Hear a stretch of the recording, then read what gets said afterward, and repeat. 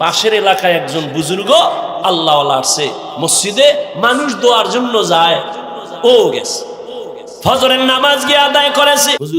হঠাৎ মসজিদের বারান্দার বাহির থেকে একটা কচি কণ্ঠে মেয়ের সালামের আওয়াজ। একটা মেয়ে ডাক দিয়া সালাম দিছেন, আসসালামু আলাইকুম হযরত, আমি এই এলাকার মেয়ে, গরিবের সন্তান, দোয়ার জন্য আসছি। হুজুর ডাক দিয়া কয়, রে মা তোমার আব্বা কি করে? কয় নাই। বলে তোমার বয়স কত? এত। কয় বিয়ার বয়স তো পারায় যাচ্ছে, কেন বিয়া করো না রে মা? মেয়েটা কান্না করে বলে, হুজুর আমি গরিব, আমি কোথায় একটা ভালো জামাই পাবো? আমার চরিত্র আমি এখনো নষ্ট করি নাই, তবে আমি মোনাজাতে আল্লাহর কাছে বারবার দোয়া করি, আল্লাহ এমন একটা ছেলে আমার স্বামী বানাইয়া দাও যে আমার হাত ধইরা আমাকে জান্নাতের পথে আগায়া দিবে। মাওলায় মিলাইছেনি। হুজুর মাঝখানে থাইকা কয়, যুবক বিবাহ করবানি? কয় আল্লাহ যদি কবুল করে। হুজুর এবার প্রস্তাব দিলেন, দিয়া দুজনের বিবাহ হয়ে গেল। এক হাতে কোনোদিন তালি বাজে না, বিনা বাতাসে পানি নড়ে না। স্বামী আর স্ত্রীর মন এক না হইলে ওই বাগানে ফুল ফোটে না। দুজন এখন এক মনের। আজান হলে স্বামী কায় নামাজ, স্ত্রী কায় নামাজ। ফজরের সময় স্ত্রী যদি আগে উঠে, স্বামীর উঠায়, উঠো নামাজ যেন কাজা না হয়। আবার স্বামী যদি উঠে, উঠে আবার স্ত্রীর ডাকে, উঠো নামাজ আদায় করো। ও পর্দার আড়ালের আম্মা জানেরা, একটু শুনেন কেমন মা। আপনারাও তো বড় দামি মা, আপনারা তো সাহাবায়ে কেরামদের মায়ের মতো মা, নবীদের মায়ের মতো মা, খাদিজা রাদিয়াল্লাহু আনহার মতো নারী, ফাতেমা রাদিয়াল্লাহু আনহার মতো নারী, আয়েশা রাদিয়াল্লাহু আনহার মতো নারী, ইসমাঈল নবীর মা হাজরা আলাইহা সালামের মতো দামি নারী, ঈসা নবীর মা মারিয়াম আলাইহা সালামের মতো দামি নারী। আপনারা তো বেঈমান ফেরাউনের ঘরে স্ত্রীর নাম কি? আসিয়ার মতো দামি। বলে কত বড় বেঈমান ফেরাউন, নিজেরে খোদা দাবি করেছে আল্লাহর বিরুদ্ধে গিয়া, অথচ তার ঘরে আসিয়া এত আল্লাহর আশিকা হয়ে গেল। নবীজি বলেন কিয়ামতের দিন জান্নাতে আসিয়ার সাথে আমার বিবাহ হবে। সুবহানাল্লাহ বলবেন না? এখন একটা প্রশ্ন আসতে পারে, ফেরাউনের বউ এর লাগে রসুলের বিয়ে হইব? ঈমান আছে ঠিক আছে, কিন্তু এত বড় বেঈমানের বউ? না, বিয়ে হইছে ঠিক ফেরাউনের, কিন্তু এক সেকেন্ডের জন্য আসিয়ার সাথে ফেরাউনের এক সেকেন্ডের জন্য এক বিছানায় শরীরের সাথে টাচ হয় নাই। কেন? আল্লাহ রাব্বুল আলামিন আসিয়ার ঈমানের বরকতে ওই ফেরাউনকে যৌবন থেকে চিরদিনের জন্য একেবারে মুক্ত করে দিছে। ওর জীবনে এক সেকেন্ডের জন্য যৌবন ছিল না। ফেরাউনের একটা সন্তানও নাই, আসিয়ার শরীরে টাচ জীবনে করে নাই। নবী বলেন আসিয়ার সাথে আমার জান্নাতে বিবাহ হবে। এরে আম্মা জান, আপনার স্বামী তো ফেরাউনের মতো খারাপ না। আম্মা আপনি কি পারতেন না 5 ওয়াক্ত নামাজ পড়ে স্বামীর জন্য কলিজা দিয়া দোয়া করতেন? আল্লাহ, একটা স্বামী আমার দিন নাই রাত নাই বাইরে ঘুরে আর কষ্ট করে, নিজের জন্য কোনো স্বামী কষ্ট করে না। সন্তানের মুখে হাসি ফুটাবার জন্য গাধার মতো কষ্ট করে, স্ত্রীর মুখে হাসি ফুটাবার জন্য পুরুষ কষ্ট করে। ও আল্লাহ, আমার স্বামীর কামাইতে বরকত দাও, আমার স্বামীর হেফাজত করো।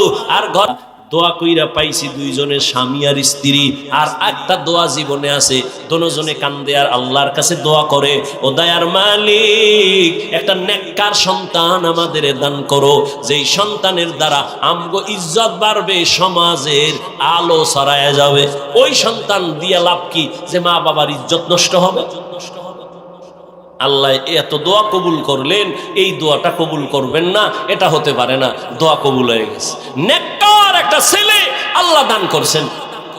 ছেলেটারে দুনিয়াতে আসা মাত্র নবীর তরিকায় ডান কানে আজানের আওয়াজ, বাম কানে ইকামতের আওয়াজ। ছেলেটারে আদর্শ দিয়া বড় বানাইলেন। অল্প বয়সে যৌবন যখন চলে আসলো, এই যুবক তো সেই যুবক, গোটা দুনিয়াটাকে আগুন লাগায় দিল।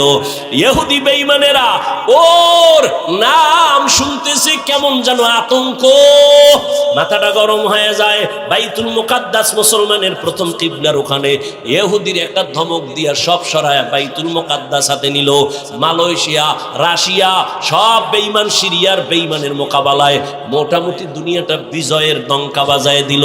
ইতিহাস যারা জানো, এই লোকটার নাম জানে না এমন কোনো হিন্দু নাই, বৌদ্ধ নাই, মুসলমান নাই।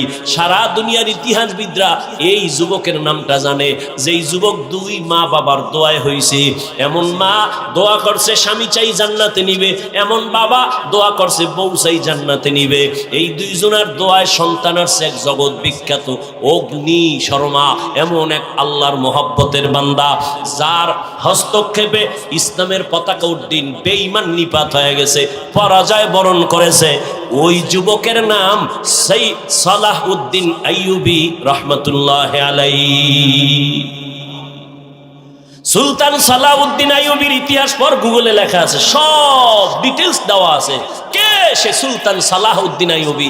সকল রাষ্ট্রনায়করা সালাহউদ্দিন আইয়ুবীর নাম না নিলে ওদের ইতিহাস কমপ্লিট হয় না। সুলতান সালাহউদ্দিন আইয়ুবী গোটা ইতিহাসের পৃষ্ঠায় স্বর্ণ অক্ষরে তিনি এখনো অমর। এই জন্য আগেও বলছি, ও যুবক, ডাক্তার যদি হও বেয়াদব হইও না তো তাসলিমার মতো জুতা খায়া পালাবা। এখনো সময় আছে, পেছনের গুনার থেকে তওবা করে নাও। তোমার গুনার খবর মা বাবা কেউ জানে না, আল্লাহ জানেন। ওই আল্লাহর মোহাব্বত নিয়ে মনে মনে গোপনে গোপনে একটু আল্লাহকে বলো, হে আল্লাহ, মনে হয় যেন এই ময়দানে আমার মতো গুনাহগার কেউ নাই।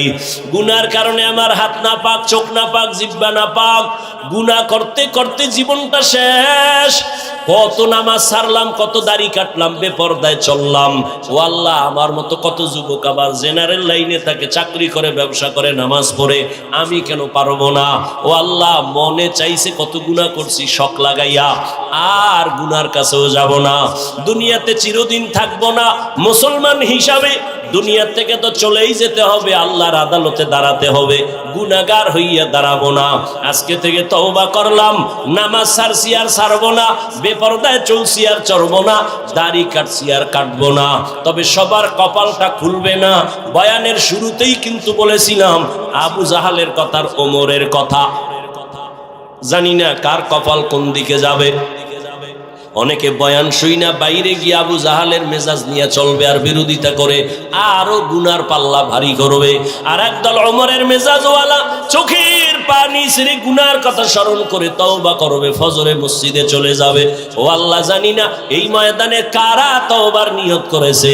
তবে আবদার, ও যুবক বাবারা, যেখানেই থাকো আল্লাহর মোহব্বত নিয়ে চলো, মা বাবার দোয়া নিয়ে চলো, আল্লাহর কাছে তওবার নিয়ত বলো, হে মালিক, আর মা বাবারে কষ্ট দিব না। উলামায়ে কেরামের দোয়া নিয়া, নবীর তরিকা মেনে, শিক্ষক মুরব্বীদের দোয়া নিয়ে চলবো। মাওলার কাছে এমন একটা মোনাজাত নাই যে বলি না, আল্লাহ মোবাইলের গুনাহ থেকে বাঁচাও। বড় কঠিন এক পরীক্ষা মুমিনের জন্য এই মোবাইলের গুনাহ থেকে বাঁচা, বড় কঠিন এক পরীক্ষা। তুমি একটা ওয়াজ দেখবা, সেখানে মেয়েদের অ্যাড চলে আসে। অর্থাৎ গোটা দুনিয়ার আন্তর্জাতিক চক্রান্ত মুসলমানকে টার্গেট করে আছে। হুজুর ইমামতি করবা, কিন্তু ভেতরের নামাজ পড়বা ঠিক, কিন্তু ভেতরের রুহু থাকবে না। রুহু ছাড়া দেহের যেমন দাম নাই, ঠিক নামাজের রুকু আছে, সিজদা আছে, তাসবিহ আছে, কিন্তু নামাজের একটা রুহু আছে। ওইদিকে আবার কখন বয়ান করবো যে নামাজের আবার রুহু কি? ওলামায়ে কেরামরা হাদিসটার ইবারত পড়ি, এতটুকু বুঝবেন। নবী বলেন, আনতা আবুদাল্লাহা কাআন্নাকা তারাহ ফাইন লাম তাকুন তারাহ ফাইন্নাহু ইয়ারাক। রহমতের নবী বলেন, তুমি এমন ভাবে নামাজে বা ইবাদত করো যেন তুমি নিজে আল্লাহকে দেখো। যদি তুমি আল্লাহরে দেখতে না পাও, এতটুকু নিয়ত করিও যে আল্লাহ আমাকে দেখতেছেন। এর নাম নামাজের রূহ। একে ভিন্ন ভাষায় বলে খুশু আর খুজু। আল্লাহর ভয় নিয়ে নামাজে দাঁড়ানো, নামাজই পড়ে না, এ আবার রুহু পাইবে কোন? নামাজ পড়ে না তো পড়েই না, উল্টা আমগো আবার ধাক্কা দেয়, হুজুর নামাজ না পড়লে আলহামদুলিল্লাহ আমগো দিল পরিষ্কার।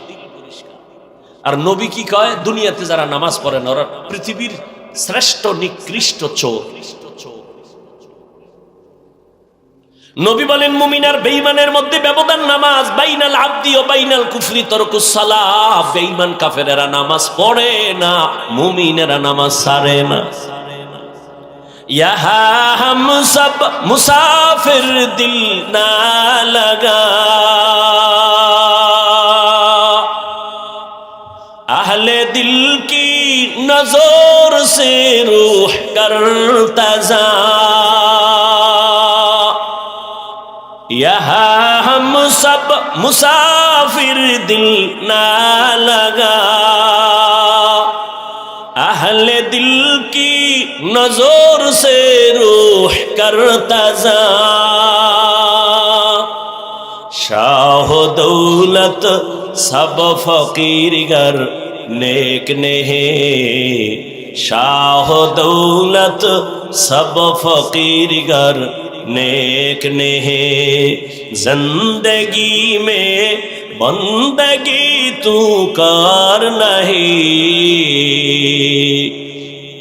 जिंदगी में बंदगी तू कर नहीं, जिंदगी बे बंदगी शर्मिंदा है, जिंदगी बे बंदगी शर्मिंदा है, जिंदगी में बंदगी कुन बंदगी, बंदगी बे जिंदगी शर्मिंदगी। আমার কলিজার একটা যুবক যদি সাহস কইরা বলতি, ও হাফিজ ভাই, সে আড্ডা ছাইরা যদি একটু নিচে নাইমা ঈশানগো পাও ধরতে না, আর দাড়ি কাটতাম না, আর নামাজ ছাড়তাম না, আল্লাহর কসম আমি লাপটা দিয়া নিচে আইসা পাও ধইরা ফেলতাম, আর নবীরে বলতাম কিয়ামতের দিন নবী তোমার উম্মত আমার পাও ধরার শর্তে দাড়ি রাখছে, পাও ধইরা ফেলছি, দাড়িও রাখছি, আমার নবী ফালাইয়া যাইতেন না। আমার নবী বলতেন, যা উম্মত জান্নাতের দরজায় যা, আমি তোরে সারা জান্নাতে যাব না। এরে আল্লাহর বান্দারা, আকল নষ্ট হয় না রে যুবক, আমিও তোমার মতো যুবক। টুপি পরলে মাথাটা গরম লাগে, তোমার থেকে মোটেও কম বুঝি না। দাড়ির কারণে যৌবনের ভাব চলে যায়, কম বুঝি না। লম্বা জামাটা পরার কারণে শরীর বড় আটকা লাগে, গরম লাগে, কম বুঝি না। ও আল্লাহর বান্দা, তারপরেও কেন টুপি ছাড়ি না, নামাজ ছাড়ি না, বেপরদায় চলি না? এত মানুষ কত বাজে কথা বলে, মানুষ আমগো টুপিওয়ালা বলে গালি দেয়, কওমি বলে গালি দেয়, তাবলীগওয়ালা বলে গালি দেয়, এরপরে একটা জবাবও দেই না। কেন? একটাই মাত্র কারণ, এই টুপির কারণে আমাদের বিপদ। বিপদ ওলামায়ে কেরামের তো মারাত্মক কোনো অন্যায় করে নাই, সরকারের আমরা গালি দেই না, খ্রিস্টানের গালি দিয়া বয়ান করি না। বুঝো, হিন্দুদের বিরুদ্ধে আমরা বয়ান করি না, অশালীন কথাও বলি না, এরপরও কেন আলেমের উপরে বিপদ, জেলখানায় যায়, হ্যান্ডকাপ লাগায়? একমাত্র কারণ আমরা কেন দিনের কথা বলি, মানুষকে নেশার থেকে ফিরাই। যেই কামটা র্যাব, আর্মি, পুলিশ, বিডিআর সরকারের কোটি কোটি কোটি টাকা খাইয়া অস্ত্র হাতে নিছে, সরকার কয় মরণ পর্যন্ত না, মরার পরেও সরকারি টাকা তোমার ঘরে দেওয়া হবে, অস্ত্র দিয়ে দিলাম, যাও সন্ত্রাসী বন্ধ করো, নেশা বন্ধ করো, দেশে উশৃঙ্খলতা বন্ধ করো। এরপরও তারা হিমশিম খায়, কিন্তু কোনো অস্ত্র লাগে নাই, সরকারের 1 টাকাও আলেমের পেছনে খরচ হয় নাই। এই উলামায়ে কেরামরা হাতে পায়ে ধইরা ধইরা এদেশের মানুষগুলো মদ পান করত, বয়ান শুনে মদ ছাইরা দিছে, বেনামাজি এখন নামাজ পড়ে। ও আল্লাহর গোলাম, আল্লাহর মুহাব্বত নিয়ে চলতেছি, এর একমাত্র উলামায়ে কেরামের অবদান। এই জন্যই বলেছি, উলামায়ে কেরাম তোমার জীবনের আপন বন্ধু, আর কেউ তোমার আপন বন্ধু নাই, সব স্বার্থপর।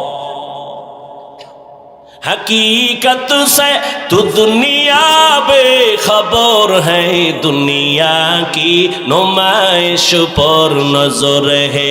नमी गोयम के अज दुनिया जुदा बश, बहर कारे के बाशी बखुदा बाश। जिसने दुनिया अज खुदा गाफिल बुदन, ने कमाशो निकरा हो फर जिंदो जन आब दरकश।